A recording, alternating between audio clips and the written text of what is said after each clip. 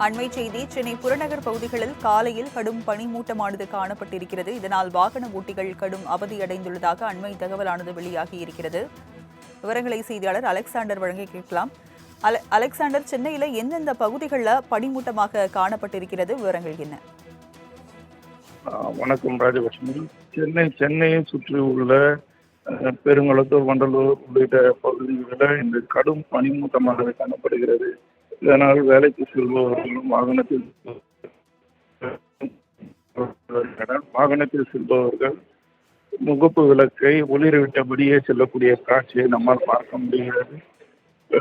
பொதுவாக டிசம்பர் மாதம் என்றாலே பனிமூட்டம் இருக்கும். ஆனால் சமீபத்தில் உருவான அந்த பெஞ்சல் புயலின் காரணமாக பனிமூட்டமானது இல்லாத ஒரு சூழ்நிலை இருந்து தற்போது காலையில் பனிமூட்டம் அதிகமாக ஏற்பட்டிருக்கிறது. இதனால் இந்த பகுதி எதிரே வரக்கூடிய வாகனங்கள் தெரியாத ஒரு அளவிற்கான அளவிற்கு பனிமூட்டம் இருப்பதால் வாகன ஓட்டிகள் பெரும் சிரமத்திற்கு ஆளாகியுள்ளனர். முன்னே செல்லக்கூடிய வாகனங்களும் எதிரே வரக்கூடிய வாகனங்களும் தெரியாத ஒரு சூழ்நிலை.